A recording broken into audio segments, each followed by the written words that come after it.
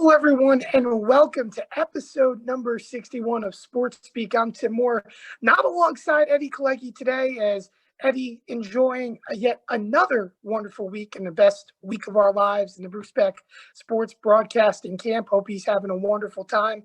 Got a lot of special guests over there this week, it seems, so I'm sure he's most certainly enjoying it. Of course, nothing's better as well, spending a week with Coach Mike Quick. But today, I have a special guest on here on Sports Speak, and that's Ryan Minneker. Ryan, first off, how you doing? First time on the show. Doing pretty good. Thank you for having me. So that's it. Apologize. Go ahead.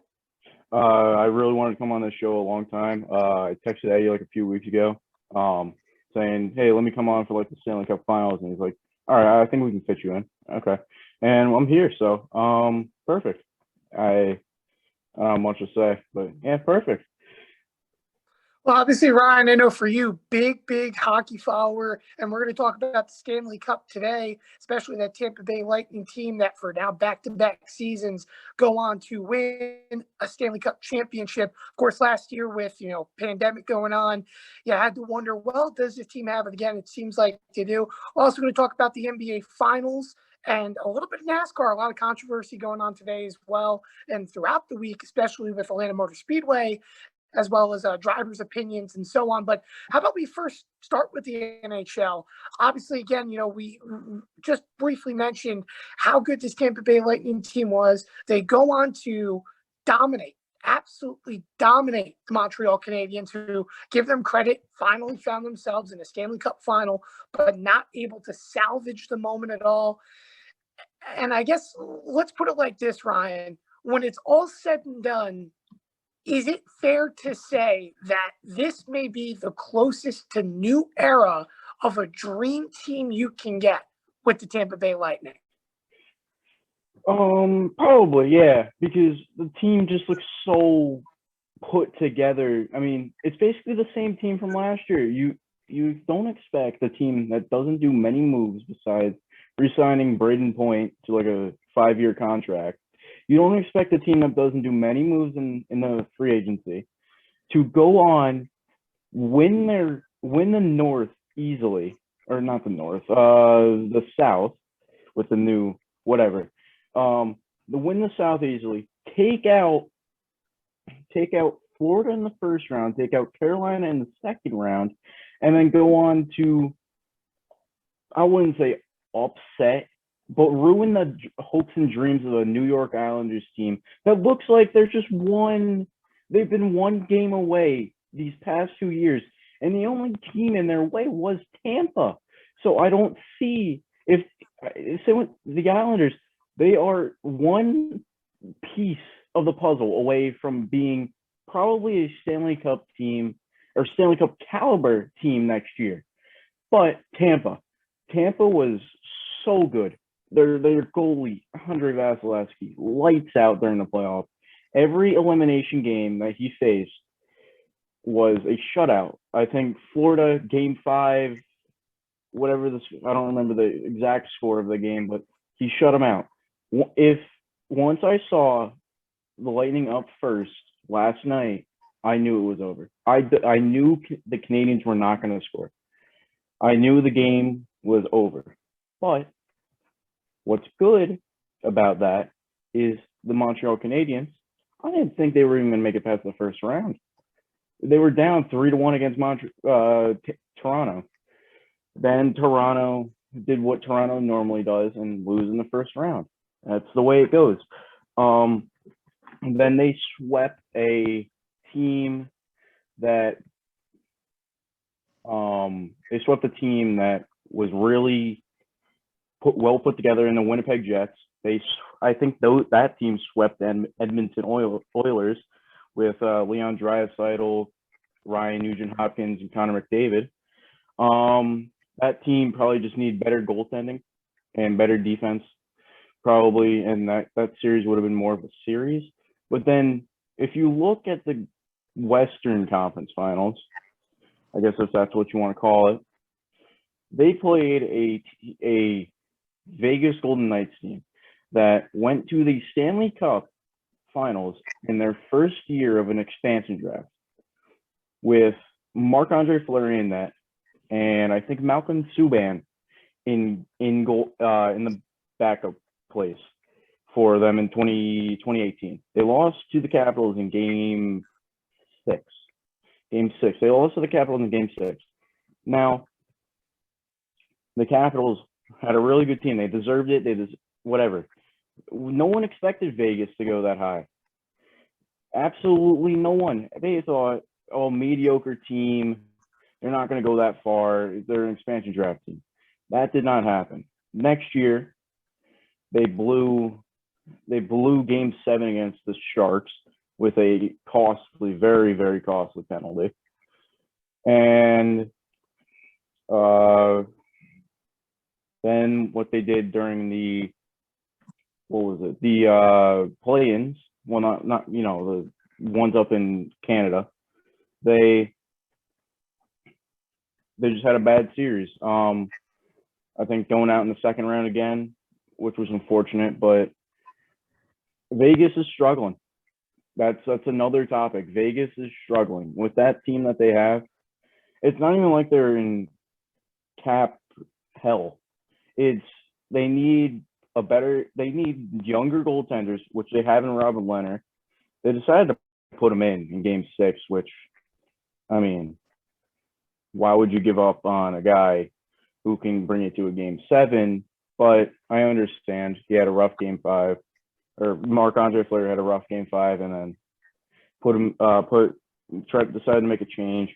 It almost worked, but in the end, it didn't work, which sucks. But Tampa Bay, I wouldn't be surprised if they go back next year. With the team the way it is, maybe they have to make a few things to reach the cap limit, like stay with the cap limit. And I wouldn't be surprised some of those players on there, like Ryan McDonough, Tyler Johnson, maybe some of those players call it quits after 2 Stanley Cups. Pat Maroon even. I wouldn't be surprised. That might save them for the cap or whatever. But in the end, dominant season by the Tampa Bay. They deserved it entirely.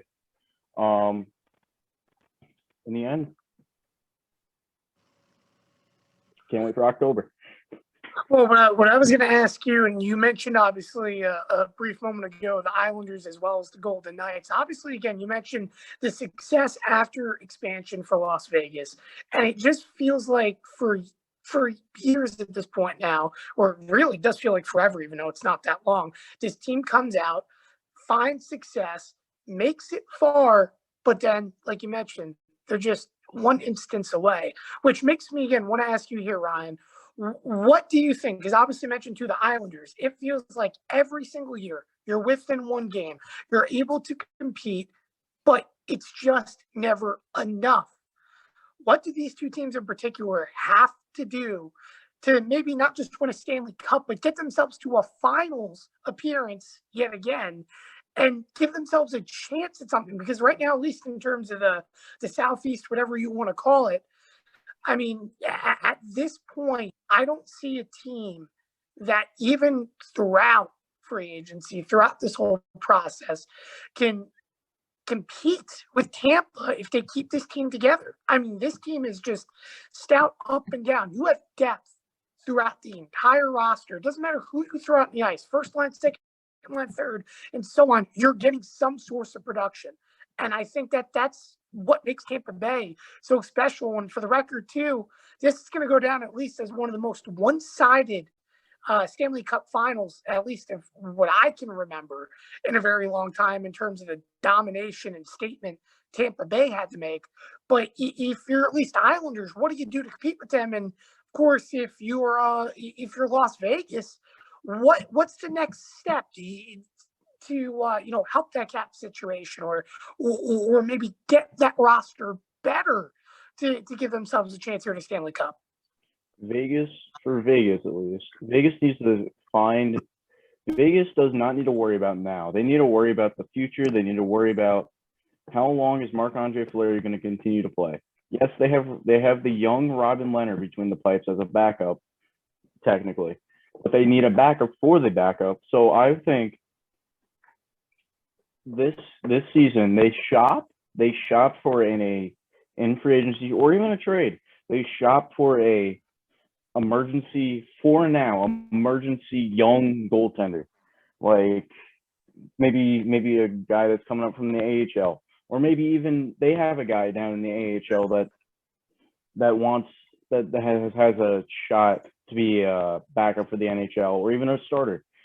See, now the Islanders, they just got unlucky. I'm gonna be honest. That team is put together. I think maybe first off give Matt Barzal a hefty contract. You need to keep him long term. I don't know if they already did, but if they didn't, keep him long term because Matt Barzal is lights out regular season playoffs, whatever you want to call it. And man, I'm a Ranger fan and I'm scared when we play him because I don't want to lose to Matt Barzal. Anyways, I think defense maybe. I mean, their goaltending is pretty good. They have the young Ilya Sorokin in between the pipes.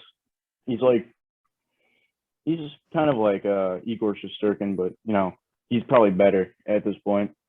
So I think they continue on in the offseason. They continue to build them up with confidence and less stress because I feel like if they put him in during the playoffs, which I think they did a few games, he was kind of nervous, stressed out. Like he didn't want to make a mistake because it's the playoffs, which I understand. And since that, they probably could have won the series against Tampa in less games. I think they were very. I think that team was very. How do I say it? Very capable of winning the series, but they just couldn't. They didn't have the glue. There was stuff missing, but there's not really. Then again, there's nothing missing from that team. Maybe I don't know. It's tough to say for that team. Almost more like they're in the wrong conference. That's what it comes down to when you think about that it. That Metro is going to be insane next year. I'm going to be honest with you. That Metro is insane. But if you look at their regular season, they were, I think it was April. Yes, because this season ended in May. April, they were first in the division. They had a comfortable lead. But then they started losing. And next you know, they barely got in with the fourth seed of the playoffs. And they took on, I think the first round they took on a Penguins team. Yes, they took on a very, very aging Penguins team. And that's the problem with the Penguins. They same with the Capitals. They're focusing on now and forgetting about the future.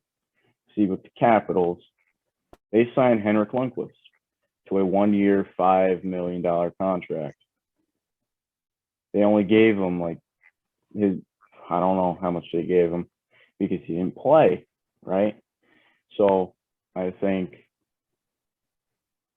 they need what they need to do during the playoffs during free agency is start to shop some of their players, look towards the future and not now, because right now you have a bunch of aging players. They may be good, but you have a bunch of aging players that at one point will not be on your squad, and you'll be left with a bunch of AHL players and cap hell.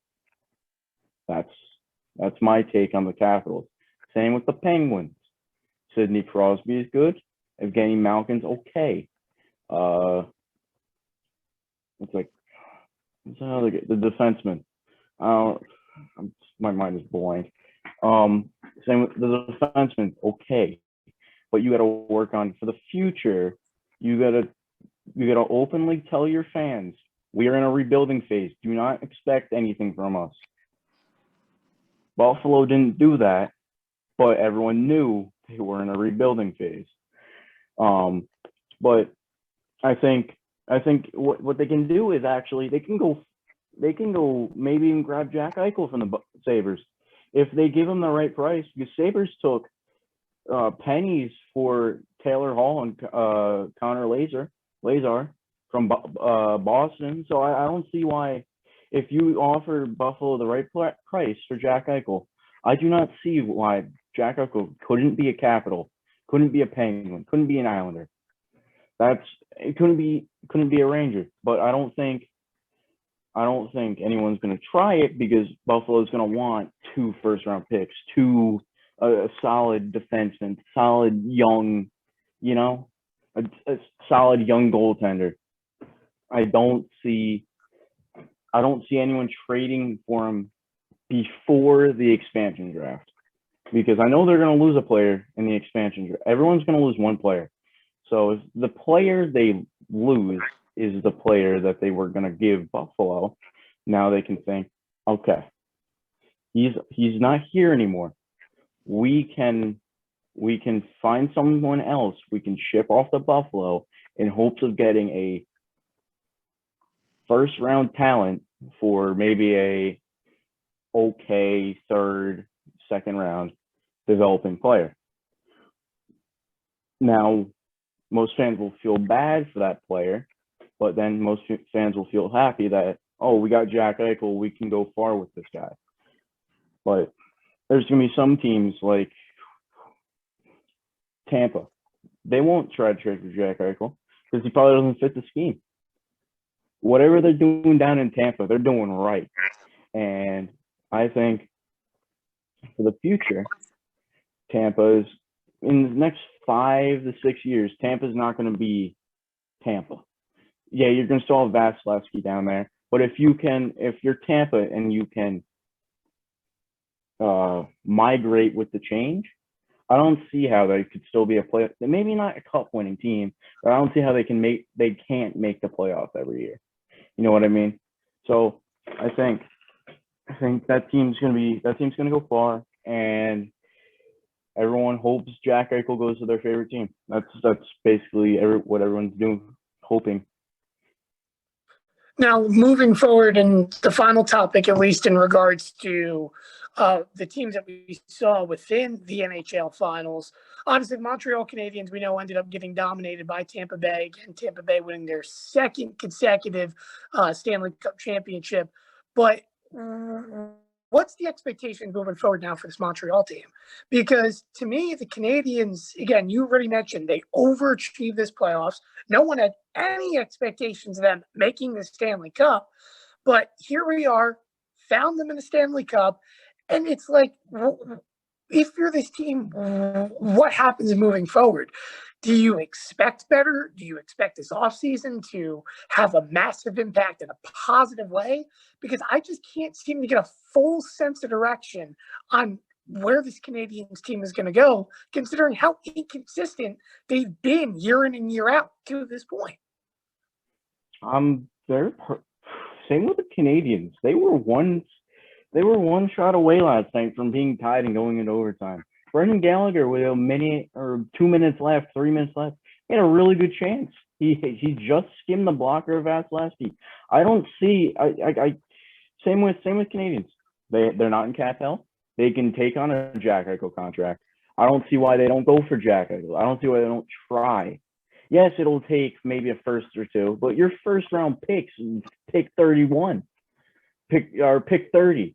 What's the point in drafting a player that's probably going to be stuck in the AHL the whole time? And I shouldn't say that because there's a lot of good players that came deep in the draft. But what's the point of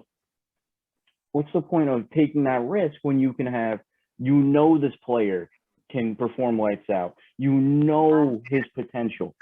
Why not go for a player who's going to go lights out for you day in and day out? Same with I just got news last night. I was looking on my phone. I think ESPN or whatever tweeted this. Vladimir Tarasenko, he wants out of St. Louis. And St. Louis, he says there's a no trade clause on his contract, right? But he would love to be traded. So I think he'll remove that trade clause. Here's the thing with the Canadiens. They want to become younger. And if they go with Eichel, young. They go with Vladimir Tarasenko. Yes, he's a good player, but he's in his 30s. And that may not be old for a forward, but taking on a $12 million contract and for a player that's getting older and older down the road is not very good, especially when he's only played 34 regular season games in the past 2 seasons. So you could chance it and you can get a really good player, or you chance it and you get a player that constantly gets injured, and you'll think back down the road, well, we shouldn't have made this trade. We should have let someone else make this mistake. That's what I see happening with whoever grabs Tarasenko from St. Louis. But Montreal, maybe defenseman. If they don't, no defenseman in the free agency. Don't do much in free agency. Nothing that's going to cost you. Pick up defenseman with that 30th draft pick. Try to find a star-studded defenseman. That's simple. Start potential third-line defenseman, second round. Build them up to be maybe the next Shea Weber, the next PK Subban of your team. But you can only, as a Montreal Canadiens fan, you only hope you're not the team crying on your bench. You hope you're the guy holding the Stanley Cup next year. But we'll see how things play out. I think Tampa will be back for the East, but the West is wide open. Well, it's anyone's opportunity, of course, going into the future. And again, listen, it's not easy being on top. Granted, we're seeing a miraculous team by Tampa Bay, but as any glory day team has proven, success doesn't last forever. It could be temporary. You could win a bunch of championships. And by the way, three-peating, no matter the sport, not easy at all. Not saying Tampa Bay's not going to do it, but they're definitely have their work cut out for them after making a massive statement throughout the 2021 season and making it back-to-back Stanley Cup championships. But moving on forward, we're going to talk NBA. And the last time Eddie and I were on, it wasn't even the halfway point of the Eastern and Western Conference Finals. I actually know what, correction, I think the last episode we had, it was 3-0 series for the Suns. Obviously, the Suns went on to win and advanced their way to the NBA Finals and looking for their first NBA championship. And of course, the Milwaukee Bucks in one of the, how do I put it like this, weirdest ways to make the NBA Finals in terms of lack of logic. No Giannis at all, but they found a way to end up beating the Atlanta Hawks, who, of course, get their best player back in a crucial game. And the Hawks go on to eventually blow the series. And as we know, of course, the Milwaukee Bucks making the NBA Finals in what was, I don't want to say a low-scoring game, because by no means anytime all teams score above 100 is it low-scoring. But the Phoenix Suns playing consistent defense, finding ways to, be productive offensively, scoring 118 points in game number 1, taking the first game of the NBA Finals. Ryan, what do you think is going to go on here throughout this NBA Finals? Because I think this is going to be a series where we're going to see a lot of ups and downs. You see, the thing for Phoenix is they've been really, really consistent to this point in the playoffs. We have not seen this team struggle. But really, towards the end of that final game, at least against Los Angeles, you could kind of see where, all right, maybe Phoenix still needs a little bit of work in regards to consistency. Because when they go dry, this team seems like they can't score the basketball. We didn't see that much throughout the playoffs. But when they go through dry spells, they go through long, long droughts before they find a bucket again. And at times, it felt like very briefly we saw that in game 1. And as we know, Milwaukee, very physical. Giannis is the leading force of this team. Of course, he comes to play game 1 after initially being doubtful. But the Bucks, again, with health against them, not able to keep up. But you got to really wonder, is this series going to be a mix of up and downs? And what's your expectations? Because I could see this series maybe going 6-7 games if Milwaukee turns around and has a dominant offensive performance to match Chris Paul, needless to say, in game 2. I want to see. I be honest. I want the Suns to win, but I think this game, like you said, this game will go to 6 to 7 games. So there's this young fella. His name's Riley. This whole playoffs, he's been saying Suns in 4, Suns in 5, pissing off a bunch of people. And it's funny to see because he was right. I mean, maybe not like the perfect like game. He kept saying like Suns in 4, then changed to Suns in 5 or whatever. But now he's saying Bucks in 7. So I think I'm not very good on this basketball topic, but what I'm hoping to see is Devin Booker getting his ring. Same with CP3, Chris Paul, getting his ring. And but I think that's my opinion. Suns will win the NBA Finals, but I think Giannis will find a way to bring the Bucks all the way back and come out with a win. Probably in 7 games, though. It'll probably be in 7. Well, the way I look at this too is the simple fact that the Bucks kind of already played a series like this.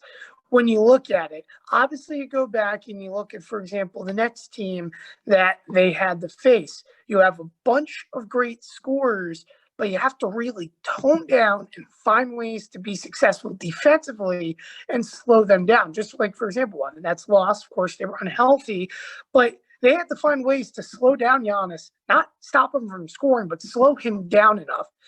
I don't know right now with how this Suns team is overall playing with CP3, as well as the rest of this roster. Because obviously, again, I mean, granted, Chris Paul has been great, and I'm talking about great throughout his career in the playoffs. But I cannot remember an instance where Chris Paul, maybe back when he was with New Orleans, maybe in his first few years, but I cannot remember an instance where Chris Paul has simply been this lights out. You mentioned Devin Booker as well. I mean, it's almost like you have to, I don't want to say discredit, because you don't discredit Devin Booker at all, but you almost forget how good of a player and how consistent of a shooter Devin Booker's been his entire career, with just how good and consistent Chris Paul's been on the floor for the Phoenix Suns. And again, I know it's really early. Assuming the Suns win, Ryan, between Booker, between Paul, or maybe any other surprise, because again, long way to go in this series, who do you see potentially being the Finals MVP when it's all said and done?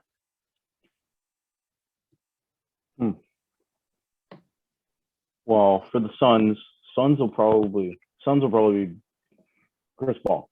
Chris Paul will be the Finals MVP for the Suns. But for the Bucks probably Giannis.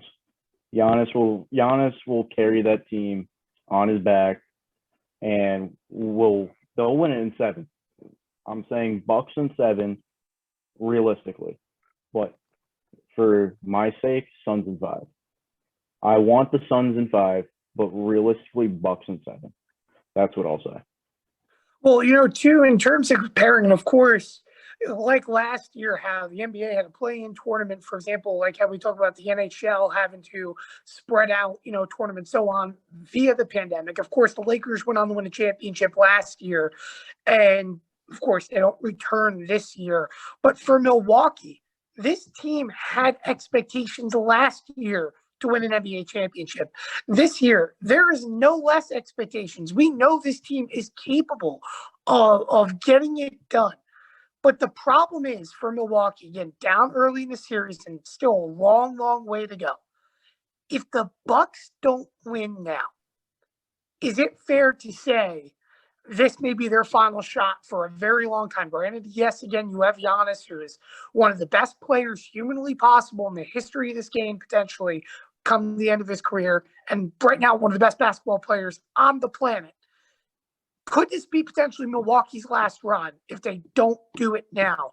Because, for example, like the Islanders, like the Golden Knights in the NHL, and I'll even go further, go into baseball, which we won't talk about today, but the New York Yankees, you can be consistent and you can be around, but eventually you're going to regress.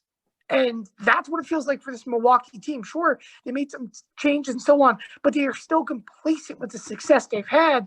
If they don't get it done here, do you think this is it? Is this their last chance? Yes. Yeah, I believe so. Because if you look at the Eastern Conference, if you look at that Eastern Conference, you have the Knicks. The Knicks, who made the playoffs for the first time in what, like 7 years, something like that, 10 years. They lost a good series against the Atlanta Hawks, and with all due respect, Atlanta deserved to win it. They won it in 5 or whatever. They won it in Madison Square. I don't remember. But they won it with all due respect. The Knicks are close. I'll give them that. They are close to becoming a championship caliber team. But same with the Lakers. The Lakers, good team. That's all I have to say. Good team. LeBron James didn't play his best. I don't think LeBron played his best during that series. Same with Anthony Davis. I mean, Lakers struggling, but Lakers can get back on track easily. They have if they want to use like players to their advantage, they say, oh, you sign this contract, you can come play with LeBron. Oh, you sign this contract, you can maybe even win a ring, whatever. Maybe they can use that to, sign better players.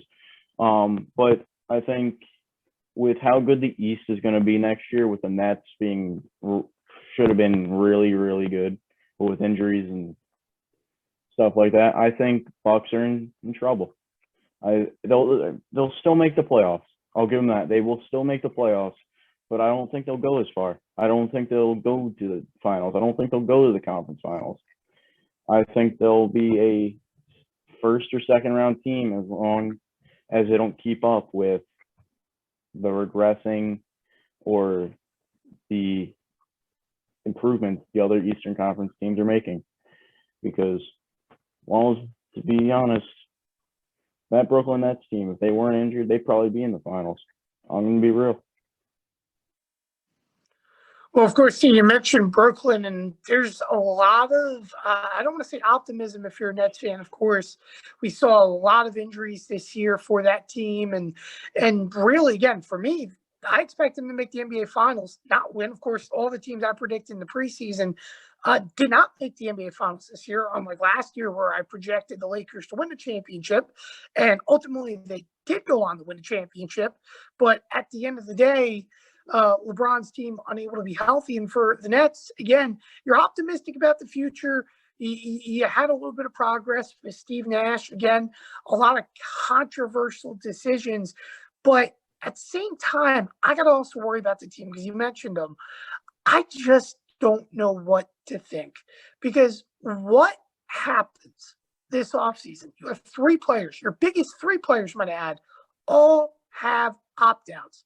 We know Kyrie Irving inconsistently shows up to play only when he feels like it or when he's, healthy enough. You look at James Harden, who battled a few share of injuries, that granted being his own fault because he was not in shape coming to the season, and that ultimately bit him off in the long run. And really, the guy that played his heart out and wanted to bring this team a championship and played great throughout the entirety of playoffs, Kevin Durant, also can potentially opt out. If this team cannot bring back all 3 players when it's all said and done and find themselves out of the chance of an NBA championship, what happens moving forward for the Nets and what happens for the balance of the NBA? Because really, that was the only super team left. And we may not see any more super teams in the NBA considering the balance.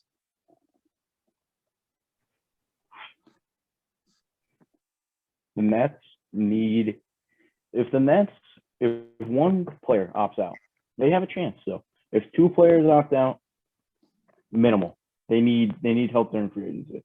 If all 3, no chance. There's no chance because you're paying KD a lump sum of money. You're paying James Harden a lump sum of money. You're paying Kyrie Irving a lump sum of money.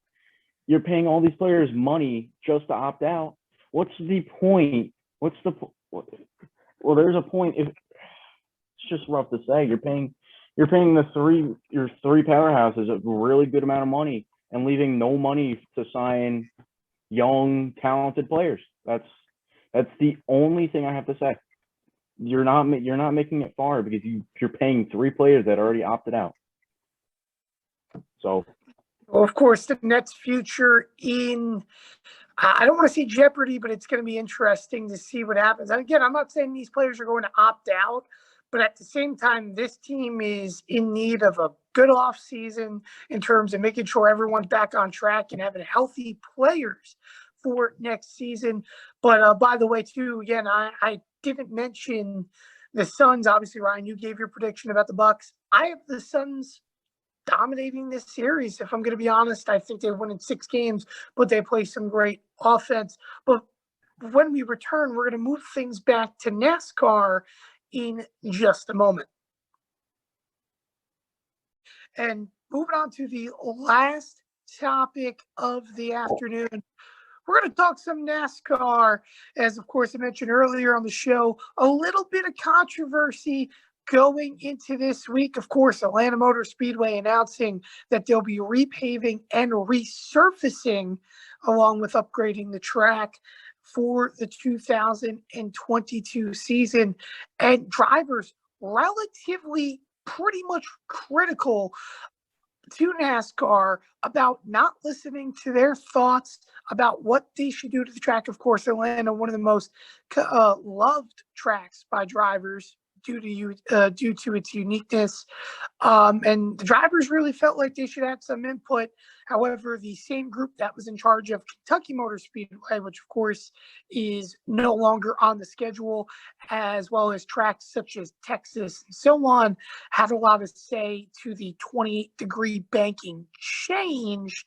But Ryan, first off, I want to get your thoughts on what do you think this is moving forward for NASCAR, at least in terms of Atlanta, and is this change going to be good? only time will tell, to be honest. I mean, with seeing who was talking about it? Some Denny Hamlin. I knew Denny Hamlin was talking about something with it, but I was gonna put this to another point. Bristol dirt, right? Denny talked about it, but Bristol dirt. Everyone thought since it rained, right? Didn't it rain that Sunday or whatever? It's too wet. Oh, it's gonna be a horrible race. It's not gonna be too dusty or whatever, something like that. And it was really dusty. Since the track was dried out and stuff like that. But I think you just got to think since they changed Bristol and they're going to do it again next year, you just got to think, well, if Atlanta's race goes poorly, will they give it a second chance? Or if Atlanta's race next year goes poorly, with the 2 races, I guess, being on the schedule, if those 2 races go poorly in a number of different ways, will it still be on the schedule like Kentucky, or will they change up the layout again? Will they maybe make a Roval out of it? It's possible you can make a Roval out of Atlanta. Will they just take it off the schedule entirely, or in Bristol's sake, will they cover it in dirt? I don't think they're going to cover it in dirt, but we don't know. I don't know if this is going to be good for it's a good change, because Atlanta, yeah, it's already kind of boring, and it's kind of like a full throttle track with occasional lifts offs in the corners. But we saw a really good race. I don't know why they're changing. We saw a really, really good race in March with Kyle Larson and Ryan Blaney. We saw a really, really good race. I don't like the change. I like this track the way it is. Repave, sure, you can repave the track, but don't change the track dynamics. You don't have to do that. You can repave it. I don't see a problem with repaving the track. It just changes how people will drive it.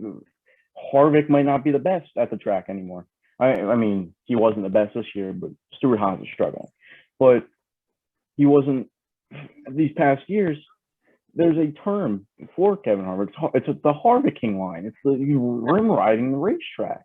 So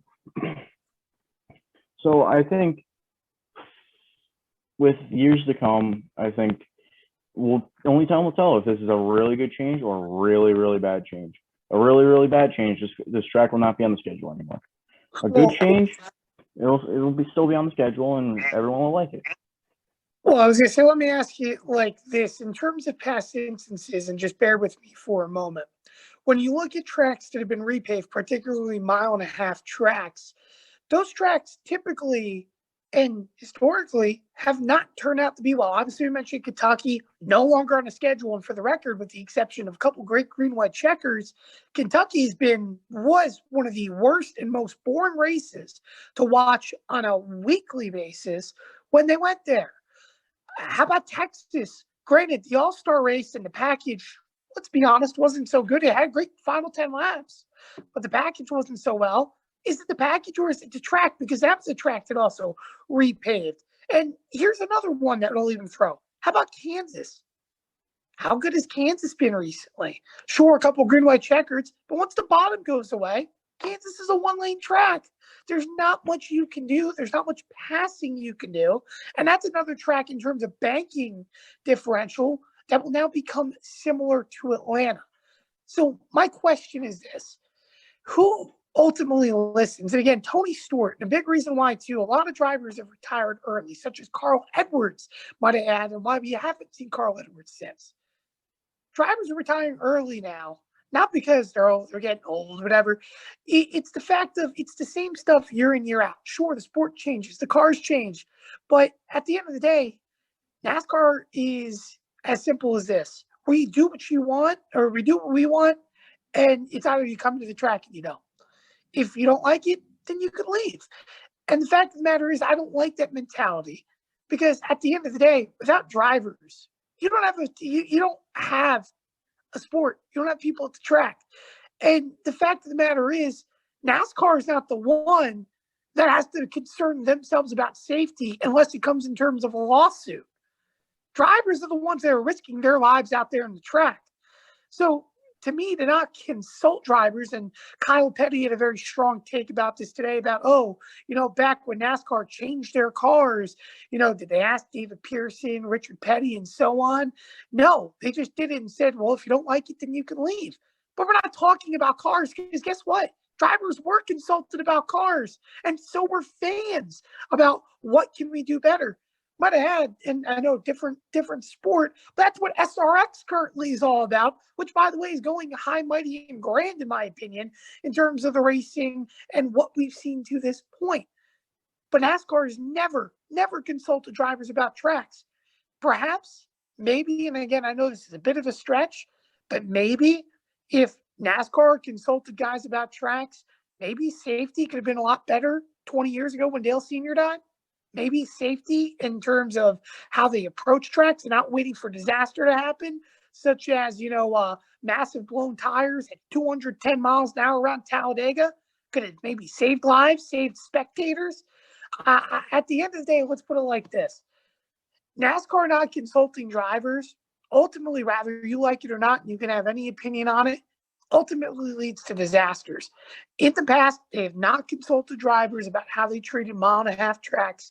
And guess what? NASCAR is going away from mile-and-a-half racing now. We're going to see more road courses than we've ever seen before, not just this year, but probably in the future. Because now the response is, we're not going to go to the same mile-and-a-half track cookie cutter twice. We're going to have a road course do it. It'll make it better. Can we not forget where NASCAR was? And I'm not saying road courses are killing the sport. The sport's not being killed, period. But turning a second mile and a half, because the racing hasn't been good, into a road course doesn't solve anything. I can promise you it did not help Daytona. Granted, Daytona road course isn't bad, but just for example, like the Daytona 24 and just like the Indianapolis 500, that's ISMA's thing. The Rolex 24 is ISMA's thing. The Indianapolis 500 is relatively IndyCar's thing. So I thought the Indianapolis road course was great, and it provided good racing. And we're going to see it for the Cup Series this year, which is even better. And guess what? Drivers and their opinions weren't consulted about that. So when we're talking about changes to a track that drivers love and they love going to, why? Why would you never consult the driver? Because at the end of the day, these are the people driving on the track and they need to feel comfortable. And if they don't feel comfortable seeing a track in a 28-degree turn banking with the high speeds they're doing, obviously there's some concern. And I'm not saying it's because the track's going to race differently, not because safety will be lacking, but there is more than a reason other than NASCAR drivers don't like change. Drivers have been begging for this for years. Guys like Tony Stewart. Remember about his joking suggestions after a Talladega race? Oh, maybe we could destroy more cars, maybe get half of the field. One goes forward, one goes backwards with 5 to go, and the last car standing ultimately wins. I mean, going back to those days, NASCAR didn't listen to drivers. And we've seen how much has happened since. So I guess, Ryan, I'll go to you like this. You know, does NASCAR need to listen to drivers? Or is it their obligation? Or at the end of the day, are drivers overreacting and they just need to deal with it? Give me a second. I want to look. Okay, it's 400. So I guess they kind of listened once. They once listened because during the whole pandemic thing, we had Atlanta, and it was the generic full of honors quick trip 500, but it was in July, and you know how hot Georgia gets in July. And they had it 500 miles, 267 laps, something like that, and 324. But I think it was that was the time where they really needed to listen to drivers. If you looked after the race, Bubba Wallace was drenched in sweat. He was sitting by his car. I'm pretty sure he passed out too. It was the race was grueling in demands. I think Kevin Harvick ended up winning the race by Harvicking that Harvicking line he had, but I think that's where we realistically thought NASCAR needs to listen to the drivers more, because adding an extra 100 miles onto that race made it worse. Maybe the racing was good, right? Maybe it was good. But that race was supposed to be in March. That race was 4 months later in the 90-degree heat in Atlanta with the sun beating down on the racetrack or whatever. So NASCAR's got to think for the future. Do we got to listen to the drivers more? Because at this point, I wouldn't be surprised if half the schedule turns into road courses. And road courses are fun. But last time I checked, NASCAR has only turned left, according to the simple fan.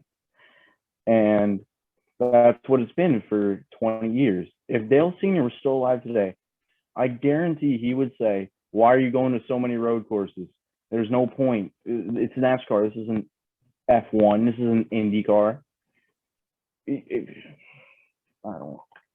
I, in my opinion, I don't agree.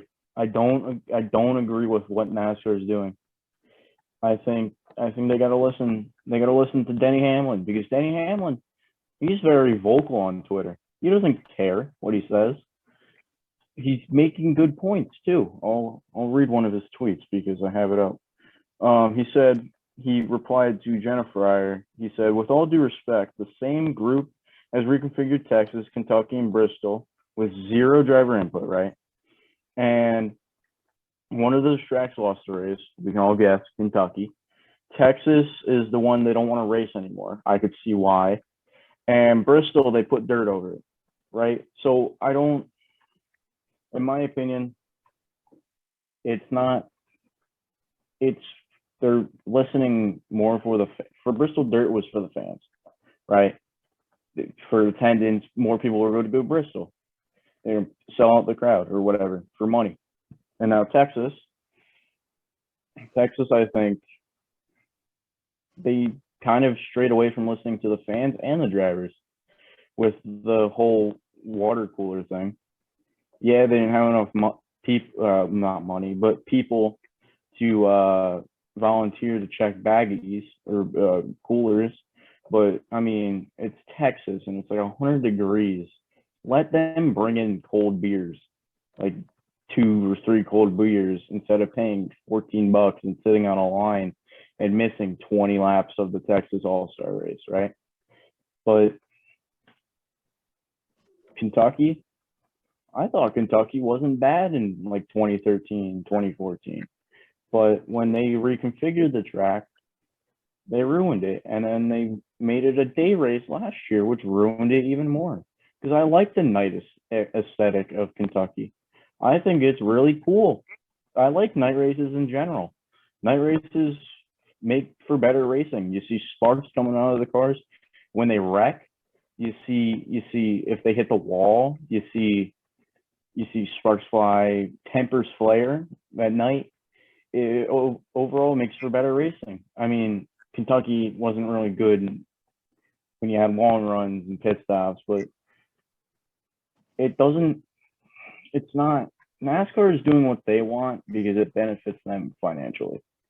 I think there's a point in time where NASCAR has to choose between money and drivers, because at this point, I wouldn't be surprised if Denny leaves. I wouldn't be surprised if Hamlin retires early, like Edwards. I wouldn't be surprised if he goes to SRX. Because what is SRX doing? Listening to the drivers, listening to the fans. They're doing everything they have to do to be a good series. And they're only like, 3 races in? I think that series is cool. I think it's cool as hell. But there's some people that are beginning to watch maybe IndyCar more, maybe F1 more, maybe waking up early in the Americas to watch F1 instead of waiting for NASCAR to come on, right? And then there's some people that still will watch NASCAR. I'm one of those people. But I think NASCAR has got to learn, in order to make money, the number one priority right now is your drivers, because there's going to be a time where you go to the reconfigured Atlanta Motor Speedway, and you could probably with this new. I'm not saying the new aero package will make this worse, but maybe a car hits the catch fence like Brad Keselowski did. Maybe it's not impossible. It's not like, I don't know what to say. I don't, because I think NASCAR is going in a wrong direction where they need to listen solely to the drivers, not to the.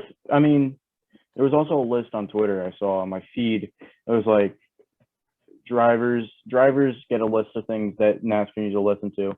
Fans get a list they need to listen to, like schedule changes for the fans and like safety for the drivers, track reconfigurations for the drivers, and stuff like that.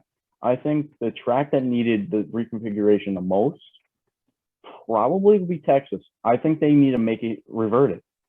That's my best option, or just take away the PJ1. That's the better option. You don't have to spend thousands of millions of dollars to reconfigure the track. Track's already broken, but if you take away the PJ1, we might have better racing. I'm going to be honest. We might have better racing. And with IndyCar went to Texas.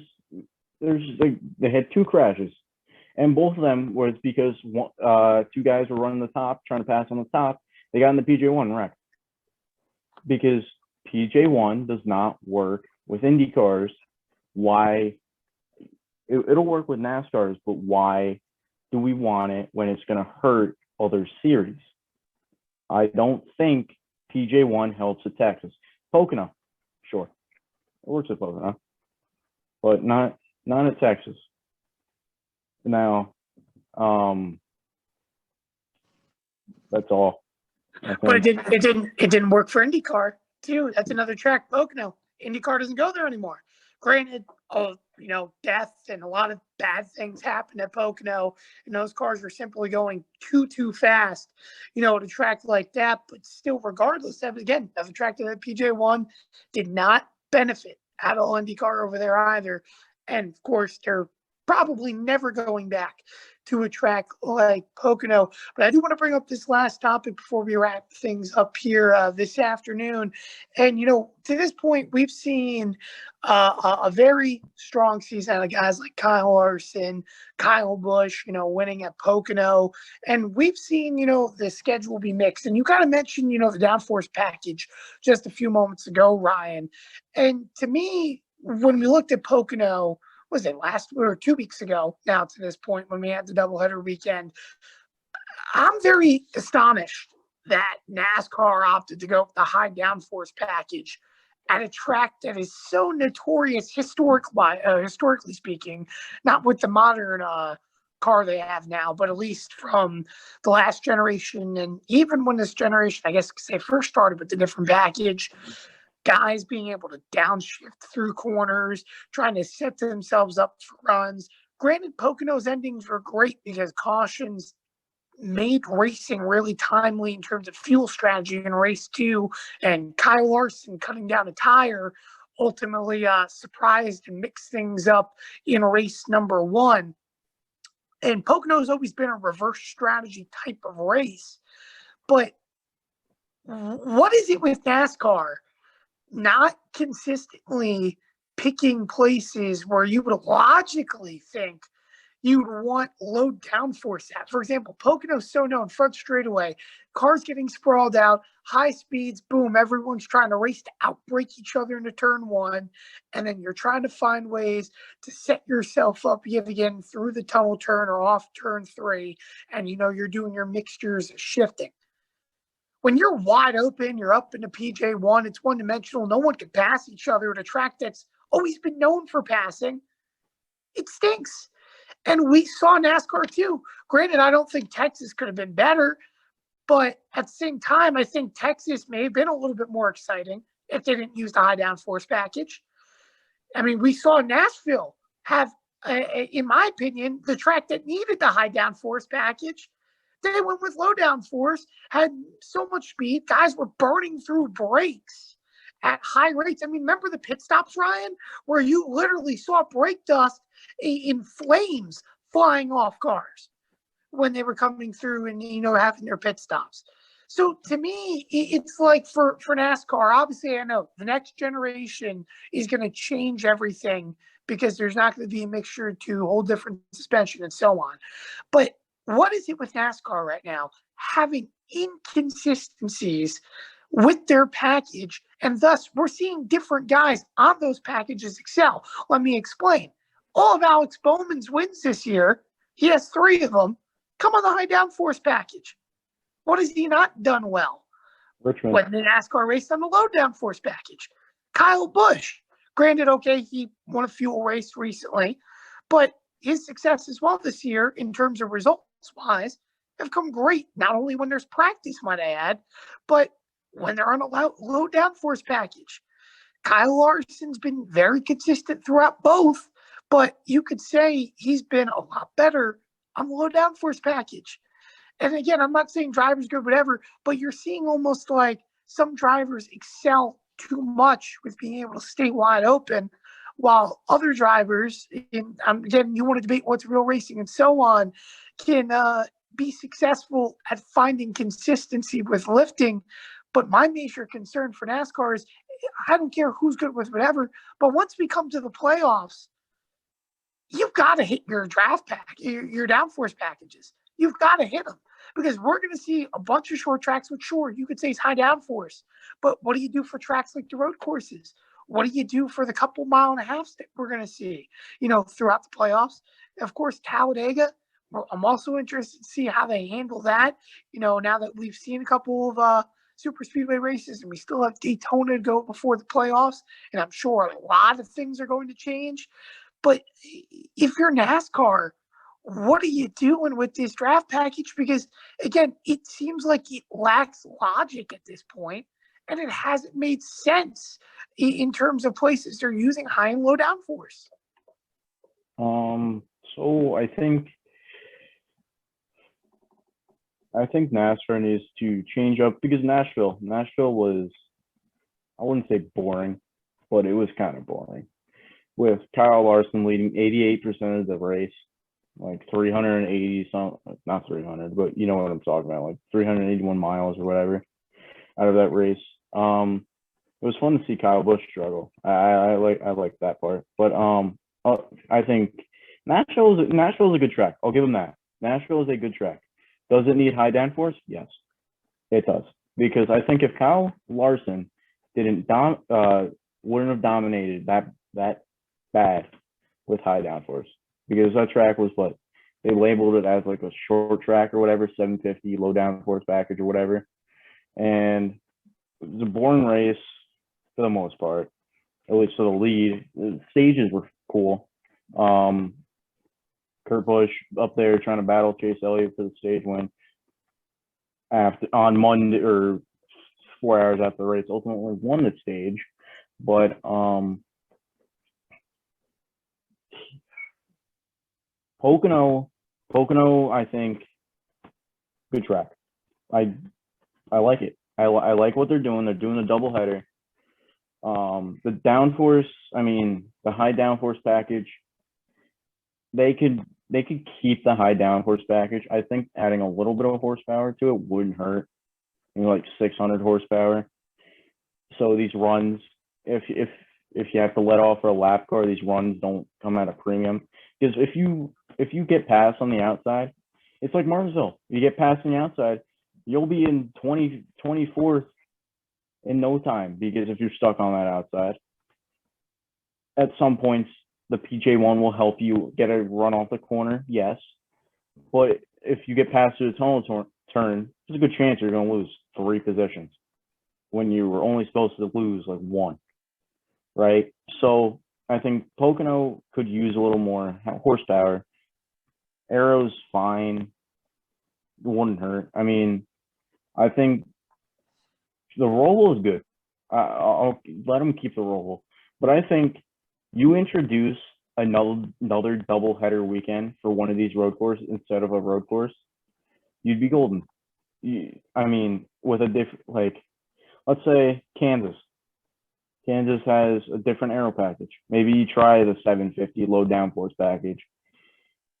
I don't know if that'll help at all.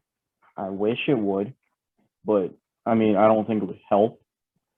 But I think starting with Daytona Road Course, you take that away. You keep it for the Clash. You can keep it for the Clash. I don't care. You take it away for a points race. You either put another Daytona Oval race, or you just go to Homestead after that. I don't see why you should have a Daytona Oval race, then have a Daytona Road Course race where you know there's going to be a road course where you're probably going to win the race. Cool. The road course winner makes the playoffs. But now on the talk with Michael McDowell, this winning your things, no, it's stupid, because if there's anyone watching this as a Michael McDowell fan, I'm sorry, but Michael McDowell should not be in the playoffs. Cool, you won the 500. Take your money and trophy. You shouldn't be in the playoffs, because you're wasting a spot for a Kurt Busch or Chris Buescher that a little bit of luck in the playoffs, you're in the round of 12. But with Michael McDowell, unless you put a Daytona race in the playoffs, a Daytona in the first round, of course, you need honest luck. Maybe win the Roval, but the Roval's a 3rd round or 2nd round now, so there's no point for that. What do you have in the first round? Darlington. I don't remember. I think Darlington is a short track or road course, or Dover, or I don't know. Richmond. Whatever. Richmond. Yep.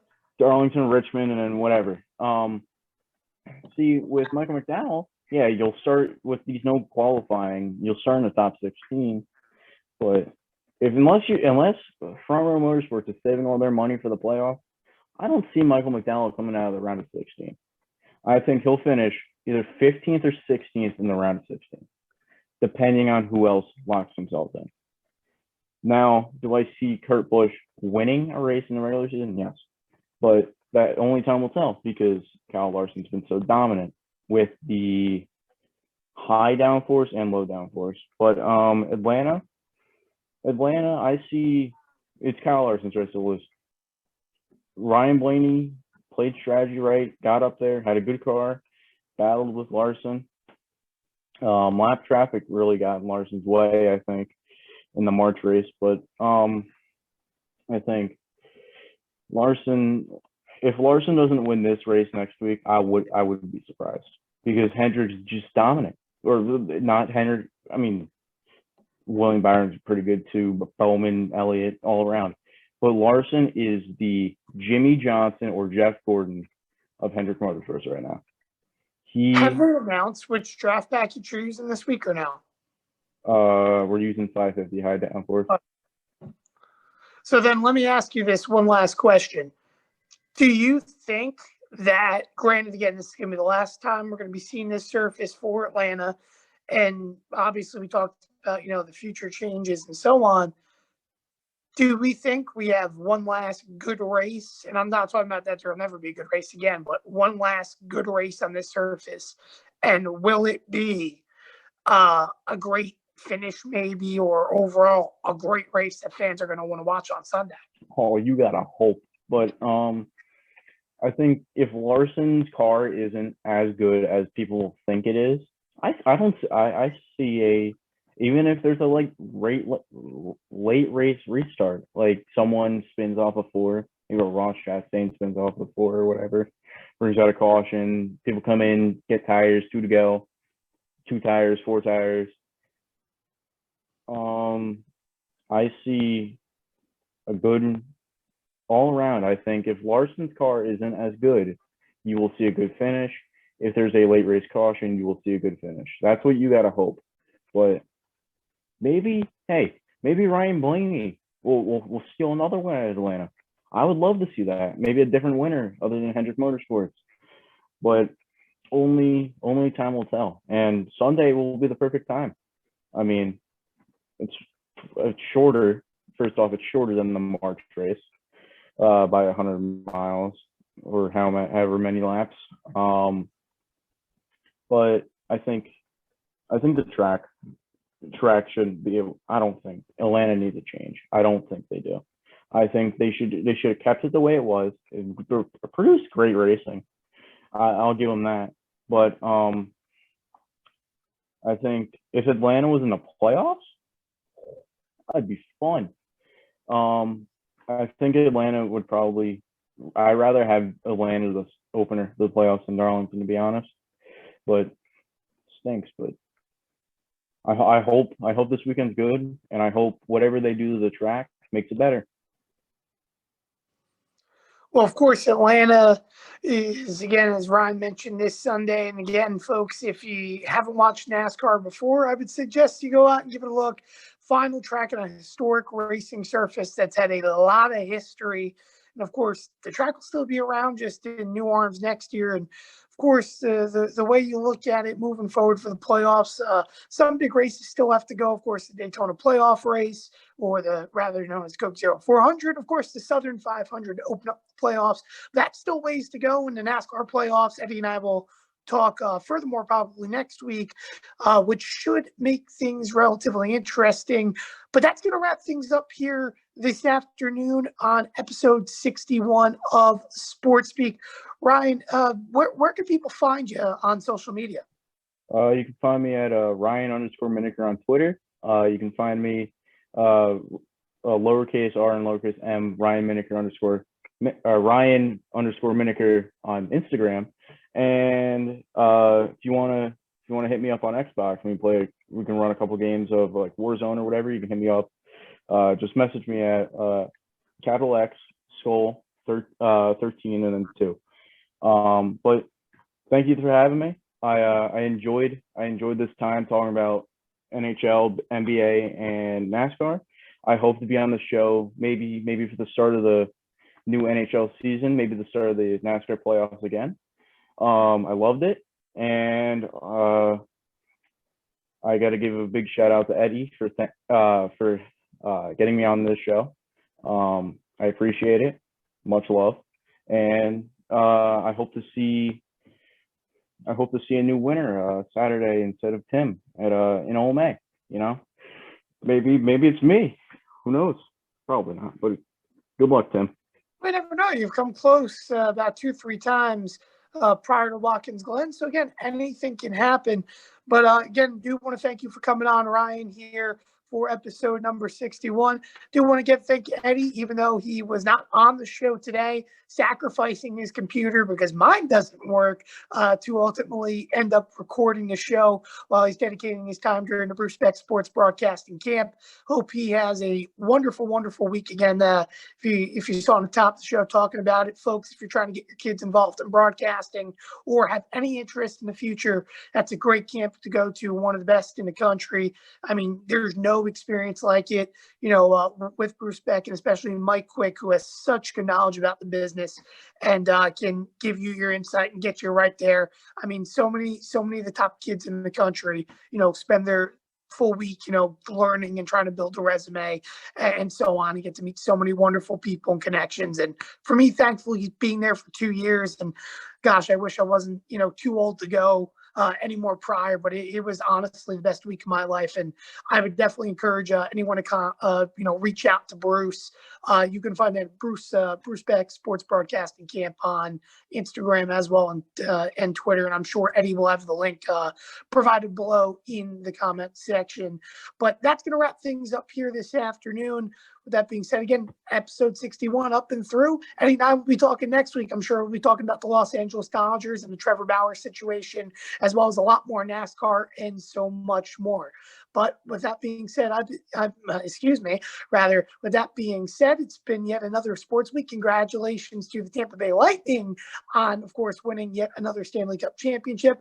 And we'll see what happens next week to the Phoenix Suns or the Milwaukee Bucks if ultimately they take home their respective first championships.